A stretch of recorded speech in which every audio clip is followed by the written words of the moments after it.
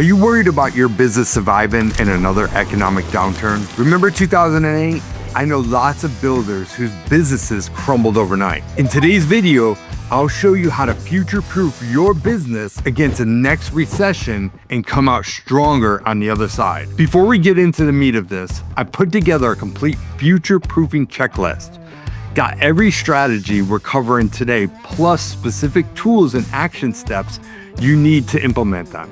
Click the link in the description, grab it for free, and use it to follow along. Trust me, you're going to want to reference the stuff later. Let's start with technology. Now, I know some of you old school builders are thinking, Terry, I don't need more apps and software. But listen to me. The builders getting crushed in downturns are the ones that refuse to adapt and are still doing everything manually. Here's the deal. If you're not using a centralized project management system, you're bleeding time and money. I use systems that track every aspect of my builds, from permits to final walkthrough. When my student Robert started in my program, he was juggling projects in his head and on scraps of paper. Now he's got everything automated and freed up 15 hours a week. That's not just time savings, that's 15 hours he can actually spend finding deals or spending time with his family. Look, I recommended tools like Buildertrend, but honestly, even a well-organized Google spreadsheet system is better than nothing. The key is having one place where everything lives. Set up automated communication systems for your subcontractors and suppliers. When you start a new project, they automatically get the schedule, what phases are coming up, and when materials need to be delivered. When you hit milestones, they get updates about what's next. This does two things. It keeps subs informed so that they can plan their schedules around your projects, and it saves you from playing phone tag all day with your framers, plumbers, and electricians. If you don't have real-time visibility in your numbers, you're flying blind. I use QuickBooks integrated with my project management software. Every expense, every draw, every change order, it's all tracked automatically. During the 2008 crash, the builders who survived knew exactly where they stood financially at any moment. The ones who didn't, they were guessing until it was too late. You should have systems working for you 24/7 to identify opportunities. Simple things like automated searches and new lot listings in your target areas. Alerts when properties hit certain price points. Automated analysis tools that can quickly evaluate whether a deal makes sense. I've got builders in my program who are finding qualified deals while they sleep because they set up these systems once and they let them run. Whether it's finding lots to purchase, identifying distressed properties for potential flips, or getting alerts when investors are looking for builders, automation keeps opportunities flowing. Now let's talk relationships, because when the market gets tough, your network is your net worth. Most builders think the relationship ends at closing. Wrong. That's where it begins. Every client should have such an amazing experience that they become a walking billboard for your business. Here's what I do. First, I have a client onboarding packet that sets clear expectations, no surprises and no confusion. Second, I do regular check-ins throughout the build. Not just, hey, we're behind schedule. I mean proactive communication about what's coming next. Third, and this is crucial, I follow up after the closing. 6 months, 1 year, 2 years. How's the house? Any issues? You need anything? Most of my referrals come from the follow-up touches, not from the initial build. You need relationships with other builders, real estate agents, suppliers, and investors. During downturns, these people could throw you a lifeline. I've gotten deals from competitors who are overbooked, from agents whose clients need a specific type of home, from suppliers who knew somebody looking to build. Here's my strategy. I attend local real estate investment meetings religiously, not to pitch, but to build relationships. I bring value first. Maybe I share a lot lead that isn't right for me, or I connect two people who should know each other. When someone needs a builder, guess who gets the call? This is bigger than just satisfied customers. Raving fans are people who actually promote your business. go above and beyond. If there's a problem, fix it before they ask. If they love something, document it and use it to help future clients understand what's possible. I had a client whose wife was worried about the landscaping timeline. Instead of just explaining it, I connected her with my landscaper for a consultation.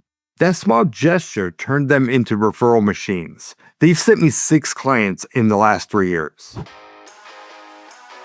Partner with complementary businesses. Interior designers, landscapers, pool companies, solar installers. Cross-refer business. When the market slows down, these partnerships can keep projects flowing. I've got relationships with 3 different real estate teams.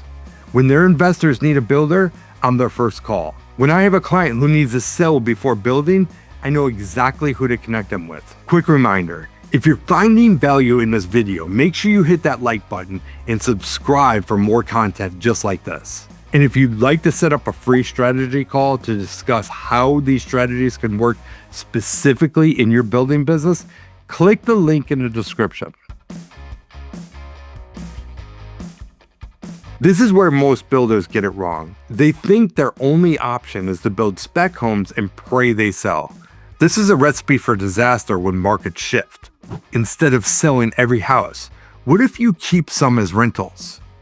This is exactly what I taught one of my students. Instead of selling the next 3 houses, he refinanced them and kept them as rentals. Those properties are now generating $2,300 a month in net passive income. Here's the math. If you build a house for $275,000 and it rents for $2,300 after mortgage, taxes, insurance, and maintenance, you might net $400 to $500 per month. But here's the kicker. You're building equity, getting depreciation benefits, and creating long-term wealth. When the market's slow, that rental income keeps you afloat. Don't just focus on retail buyers. Work with investors who want turnkey rentals.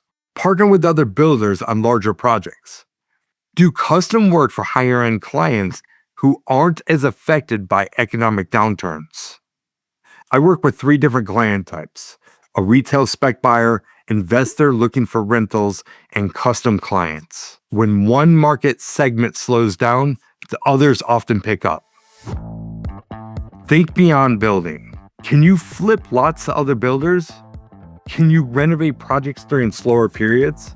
Can you offer construction services? I've got students who make significant income just by finding and flipping lots. They've identified undervalued properties, get them under contract, and sell the contracts to builders. Lower risk than building, requires less capital, and provides cash flow during these slow periods. Don't put all your eggs in one geographic basket. If you're only building in one subdivision or one town, you're vulnerable. I spread my projects across different areas with different price points and different buyer demographics. Strong relationships with suppliers can become income opportunities. Sometimes they need help with warranty work or service calls. Sometimes they know of opportunities in other markets. I've gotten deals from my concrete guy, my framer, and HVAC guy just because we have good relationships.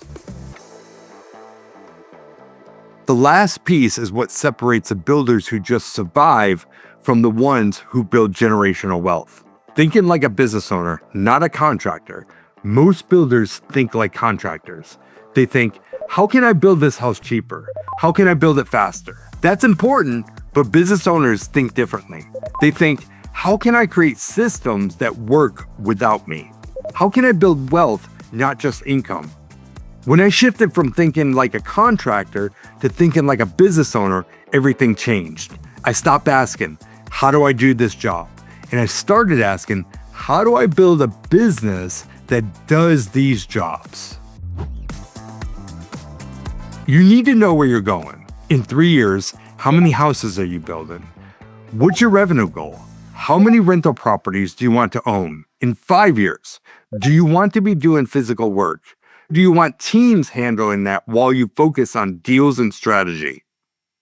My student Robert had a clear vision.